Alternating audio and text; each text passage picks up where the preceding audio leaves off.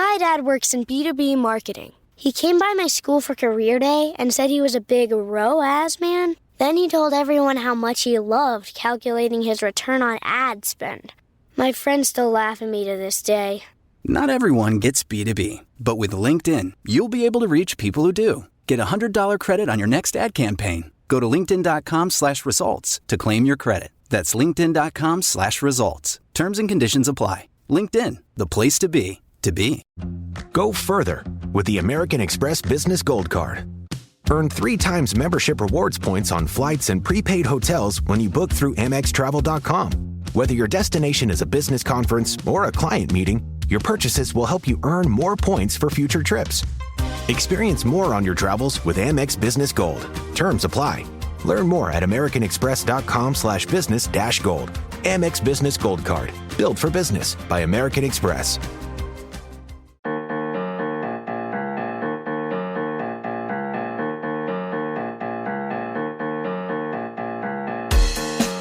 Hello and welcome to the Reversing Climate Change podcast. I'm Ross Kenyon. I'm a longtime climate tech and carbon removal entrepreneur.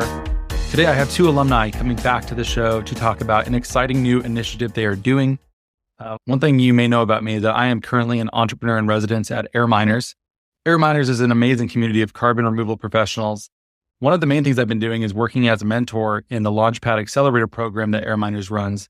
And that's been an amazing experience. I've done 2 cohorts with them, and it's been amazingly rewarding personally. And I just love helping early stage carbon removal startups go to market. So that's been great.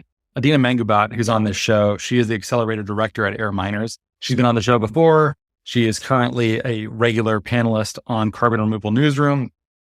And I'm glad to welcome her back alongside Tito Jankowski, who's the CEO of AirMiners and the co-founder of it. They have an exciting new initiative that we've all been working on together. It's the AirMiners Buyers Club. And when we think about buyers clubs or advanced market commitments, Frontier comes to mind, Symbiosis comes to mind, and those are amazing initiatives. They've been industry defining in so many ways. Symbiosis is newer, but hopefully it has a similar effect on the marketplace. Frontier has been a huge deal. Winning an offtake and or pre-purchase agreement from Frontier connotes a lot of quality. It can tell you a lot about a company just by virtue of them receiving such a deal. And one thing to keep in mind about these advanced market commitments is that they're consortia of multiple participants that are woven together into a club to vet projects together, to work through the legality and the financing together. It's a way of sharing costs and multiplying impact, which is really cool. The downside of what exists for carbon removal at the Buyers Club level, advanced market commitment level, is that the buy-in is very steep. To get into Frontier, I'm told the minimum amount that one needs to be able to put up is $10 million. And there are not that many companies willing to put $10 million into carbon removal. But there is appetite at smaller price points for companies that would love to support carbon removal, especially in an era where policy support for carbon removal and climate tech and climate work in general is being stripped out of the federal government, where demand is not feeling as robust as maybe it once did with carbon removal. I think morale is not feeling as good as other times as it has in our industry. But there are still people who very much want to. Wow, no joke. I just saw a bald eagle fly over me. Oh man, there's 2 of them. I'm recording a podcast right now, an intro, and just watching bald eagles fly over. Well, isn't that fun? I wonder if they got lost. Okay, anyways, there are companies though that would love to support carbon removal. They just can't pay the price of admission to join Frontier or Symbiosis. So what AirMiners is doing is gathering companies that want to make significant contributions to carbon removal right now in a group, in a buyers club that can vet projects together, find the most catalytic uses of their funds, and make this whole thing much easier for potential buyers in carbon removal. We need more demand right now, making sure that it is not nearly so monopsistic, that there's a wider base of support for carbon removal. And so I think this project with AirMiners is very important. If you're at a company that potentially would be willing to support a buyers club for carbon removal, I think this is a great way to do it. This is the chance. Come do it at AirMiners. there has probably never been a time where your support and your company's support would matter more than it has right now. I don't think that there's another time that I could point to that would feel that way, given where we are right now, early in the Trump administration, part 2. So I humbly ask you to follow the links in the show notes and see if you can join the AirMiners Buyers Club if you at all can. Secondarily, deeply secondarily, but also I should say, please become a paid subscriber of this show. If you like what we're doing here, if you love it, there's an option for $5 a month to support the show. It helps me keep this thing going. It helps me expand it, offer new ways of delivering value to you, gives you exclusive benefits like bonus content. I'm working on some other things too. I would love to have your support. $5 a month, link in the show notes. It mostly takes place through Spotify. Thanks so much for listening. Here's Tito and Adina.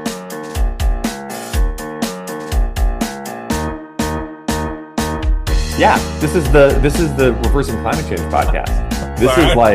This is our stand. This is fucking Sparta. This is Sparta. This is a disaster already. What are we? This is Tito's "Let's fucking go" speech. It's fine. Tito's LFG. Okay. Thanks for being back, you both. It's been some time since we've done this. AirMiners is doing something new. It's something interesting. I don't think anyone else is doing anything like this that I've seen. The world could use a little bit of good news. What are you working on and why? We're building a buyers club. It's more accessible for basically anybody who's leading carbon or climate from within a big company. They can join this buyers club. They get safety in numbers, which means that you don't end up in a Guardian article all alone by yourself. You get access to diligence, access to like really understanding the diligence process, being part of the RFP process, being able to access talking to the different teams. That way you can champion this stuff internally to your CEO, to your CFO. You also get access to group buying power and group media. So you come in with a $100,000 budget and you can be a part of this buyers club that's getting a big story about purchase and carbon removal. That's all to figure out how do we unlock this next wave of carbon credit buyers. And that's the buyers club that we're building. Why would someone want to join AirMiners for the buyers club rather than Symbiosis or Frontier? Symbiosis or Frontier are awesome. You should totally join those if you can. From a budget standpoint, if you've got $100,000 or $1 million, you're not able to meet the threshold for some of those bigger programs. We've also heard, Frontier focuses on really high durability stuff. Symbiosis focuses on lower durability stuff. It sounds like biochar is like not in either of them. And the buyers we're talking to, I mean, they have, they're looking at, portfolio prices of something like $45 a ton to $200 a ton on average, right? So with that, you're gonna have to mix in a little bit of sprinkling of direct air capture and a bunch of biochar or whatnot. And so that's where we see as this space in the middle is this more accessible buyers club. So if someone's out there and they don't have the budgets of a Fortune 100 company, but they want to buy, I almost said buttloads of biochar. Is that? It's got an alliteration. We'll go with that. But we've got people can come from even some of the world's biggest corporations. They just don't necessarily have the budget for it. So you might be one of the world's largest banks or one of the world's largest airline companies, and they've got $100,000 budget for carbon removal. So it comes from kind of corporate leaders, sustainable leaders of all sorts. Yeah. I mean, we're definitely seeing folks that are like, okay, I can't get my CFO over the line for a huge $10 million commit up front for the next, between now and 2030. Like, not going to happen. But I can salami slice my way in by, let's say, starting with a category. Like one of the ones we've heard is, what if we did carbon removal for all of our flights? We can do that, which is great. Like, everything helps, and you got to start somewhere. I think it's a really, really tall ask to have everybody jump in from 0 to 60. And so this is really how do you make the on-ramp more accessible? It's a great idea, and I love to see it. And it makes me think why the bigger buyers clubs or advanced market commitments don't do this too. And I'm wondering, is it sort of like being at a startup and having a really crowded cap table where where you have all these investors and it just gets very difficult to administer with so many people involved? Or what's the reasoning for not being easier to include smaller sizes or ticket sizes in a buyer's club? It's a good question. I mean, I think that what we've heard, having spoken to some of the bigger buyers clubs, is that part of it is administrative, certainly, but part of it is that it's brand, right? They only want people that are like full on 100% in, which I get. Like, I want to be in a club of people that are a full on 100% in too. But what about everybody else? Like, what if you need help convincing your CFO to increase your budget? Who the hell do you go talk to then? Right? So, you're saying that they're bi-curious is what you're saying. That's right. I am. Carbon removal curious. No, I made the same point on the Carbon Removal Newsroom podcast. That episode is going to drop soon. But like, there's this question of like, oh, should people be doing nature-based at all? Shouldn't we just be only doing durable? And I was like, well, if people could afford only durable, that would be great. But how are you going to convince people to do that right out of the gate? You can't. So you need to sprinkle in this, like, let's go from avoidance offsets to nature-based removals. Then let's move from nature-based removals to more durable stuff, because then the price point kind of ramps up over time and you can get more and more buy-in from your CFO. I really get tired of those arguments, and I often think of it as being related to that old yarn people say, where what's the best church? The one that you'll go to. So, like, honestly, if you're going to buy avoidance credits, it's like, thank you for. Hopefully, they're better than nothing, and they're good. And hopefully, if you're going to buy durable removals or nature-based solutions, hopefully, like, all of the cumulative effect of all of those things should be directionally correct. And I'm supportive of that. I used to be, I think more of a jerk about it, a little bit more critical. I don't feel that way anymore. I hear that. I think that I was in a similar camp too, right? I mean, even when it comes to like who we've got to work with, right?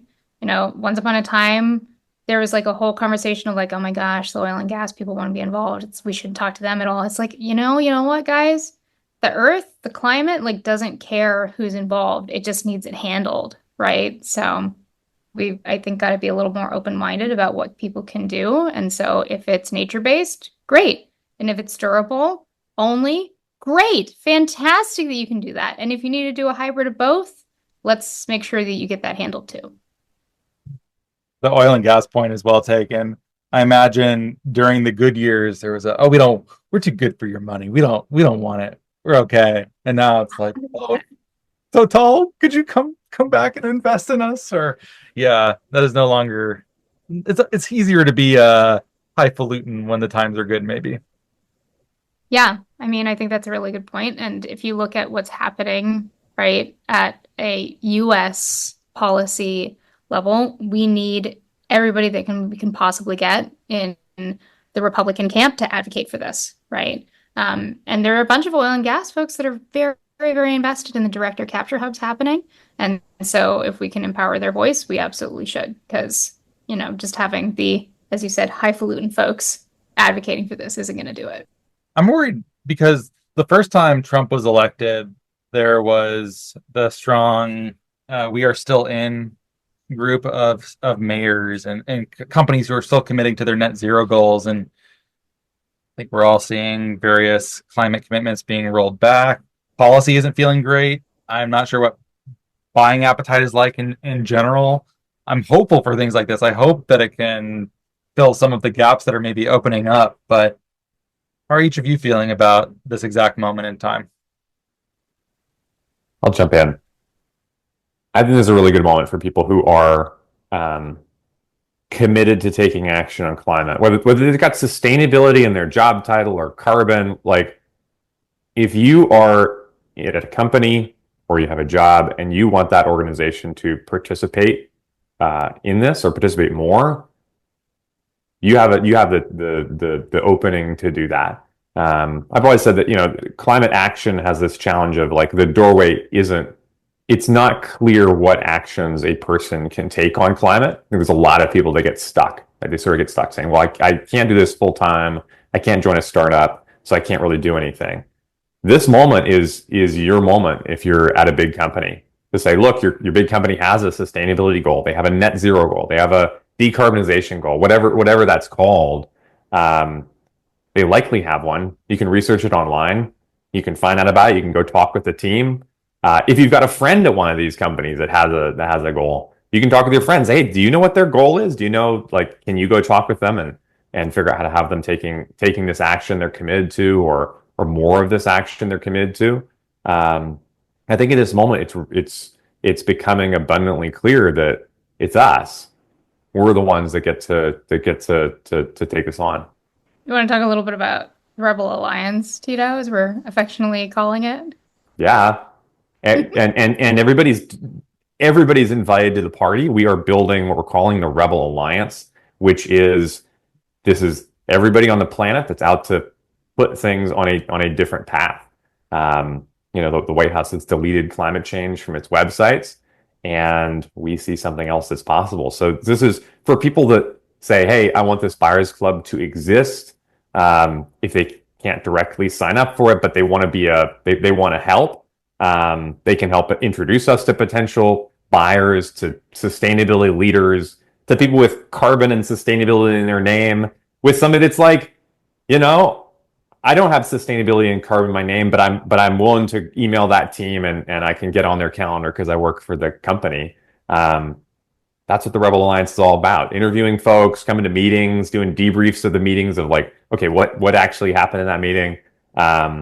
We host weekly meetings of the Rebel Alliance, Thursdays at 1 p.m. Pacific time.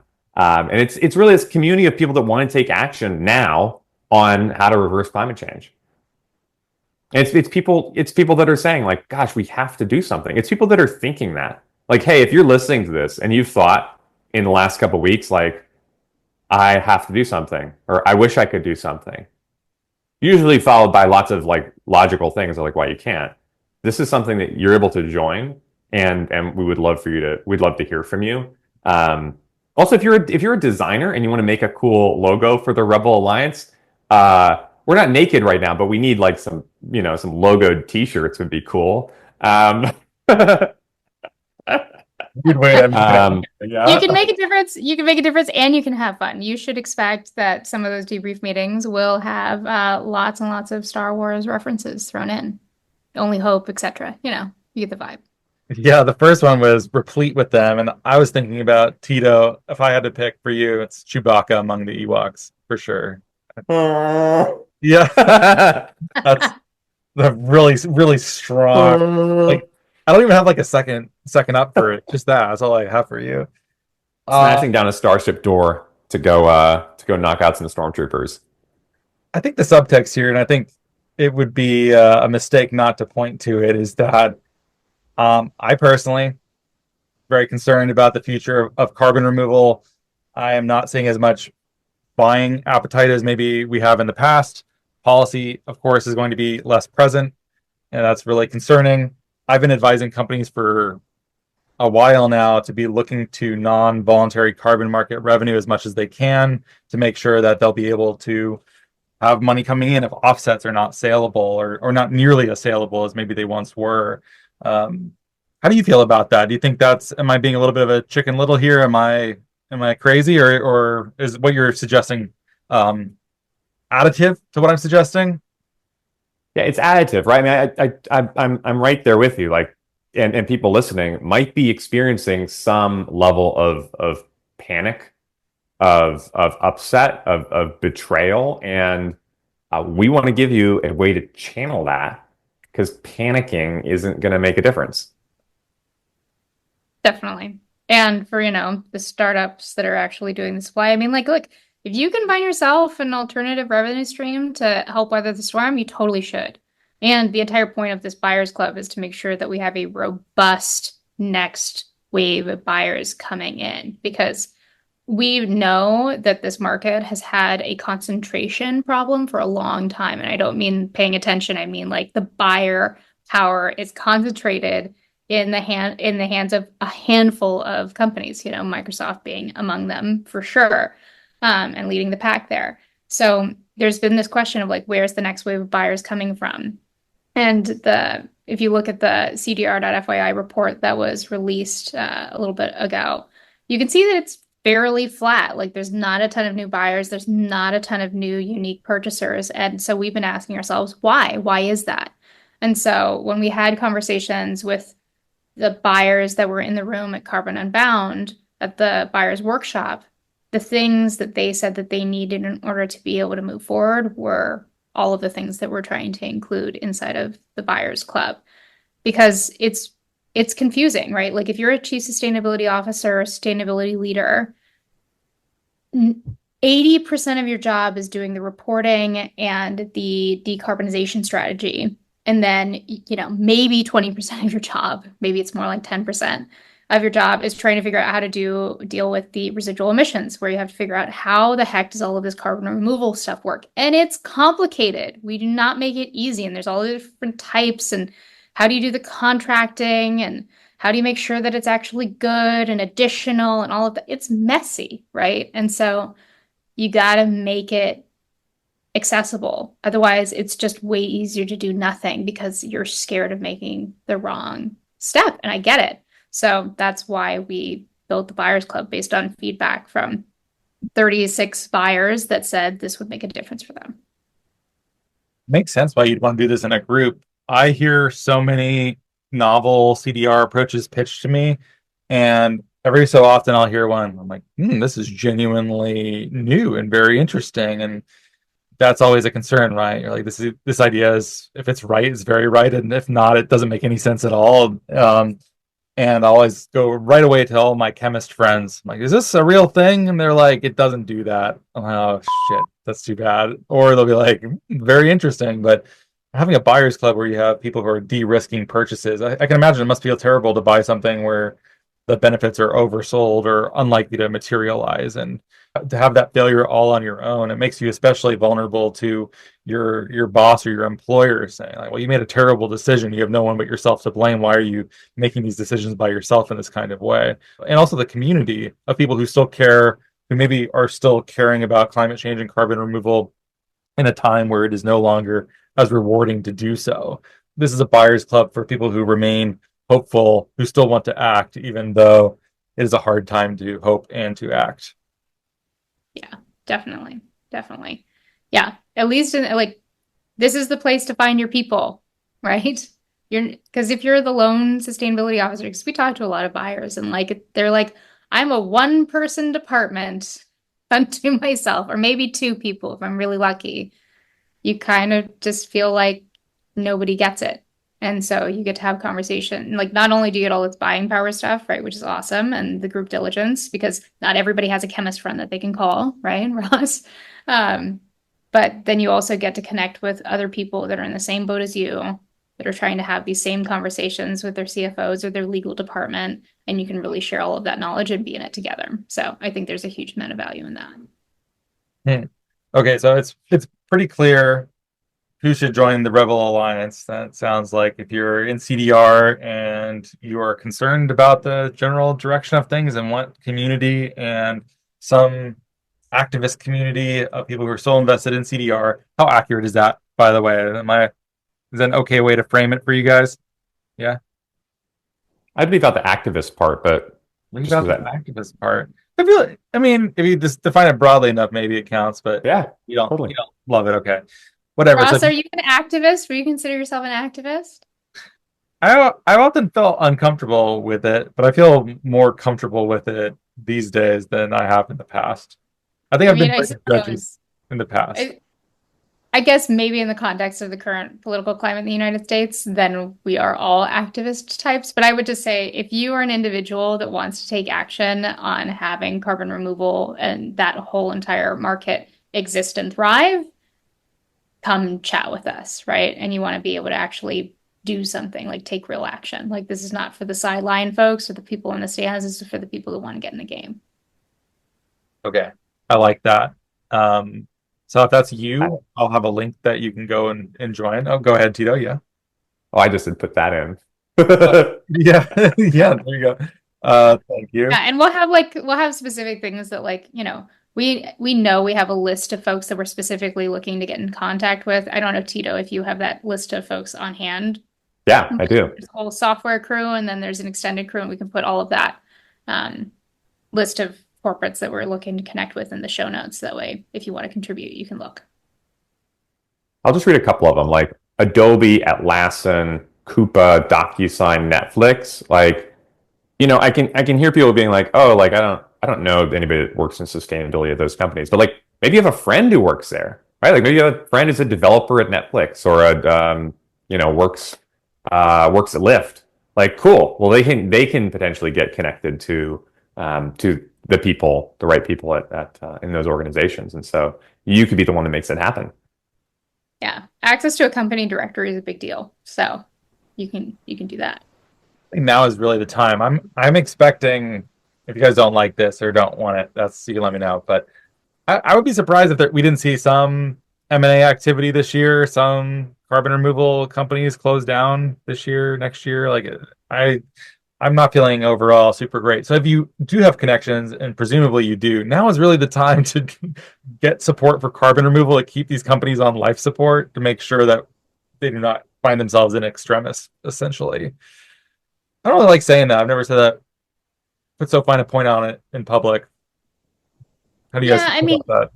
You know, I don't know if I would go as far as like life support, right? But like what I think we can definitely say with confidence is that if we do not get the next wave of buyers online, there will not be a robust market for this, period. And if there's not a robust market for this, then we're not going to scale to the scale that we know that we need to in time. And then we're definitely going to overshoot, and we're definitely going to be dealing with the worst impacts of climate change. So now is the time to activate the next wave of buyers. And they need our help, because right now they're trying to do it alone, and it sucks. Okay, I like that reframe. That's better. And then how about your ideal profile for the Buyers Club? Who is it? Ideal profile is somebody that's already got a budget of $100,000 or $1 million scoped out. They're trying to figure out what to buy, how to go about that process, and doing that as part of a community is something that they would really, really love. They get to learn the diligence process. They get to be alongside other people doing it, and they want to learn from leaders in carbon removal, from who we've got coming as speakers from Stripe, from Shopify, Frontier, Amazon, Google, Boston Consulting Group, people coming in and sharing. Here's what worked for them. Here's what didn't work for them. If that's you, we would love to hear from you and get your sense on this Buyers Club. If you're listening and you work at a company for whom that could be an attractive offer, it is the time to try to make it an attractive offer and make it a reality. I will put the link in the show notes if you'd like to get in touch with Tito and Adina and try to figure out a way to get your company involved. Or I imagine there's probably other institutions that might be able to participate beyond just companies, or it's focused primarily on companies, though. Yeah, our conversations have all been with corporate leaders. And if there's other people that want to play this game too, awesome, let's talk. Okay, so high net worth individuals could come knock on your door, philanthropy. Yeah. Totally. Yeah, if you want support in purchasing carbon removal and you don't want to do it by yourself, and you're early on, you can't join Symbiosis or Frontier, come have a conversation with us. We'd be happy to help. The link to the Rebel Alliance and the AirMiners Buyers Club are both in the show notes. Thanks for being here, Adina and Tito. Glad to have you back. Yeah, thanks for having us. Great seeing you, Ross.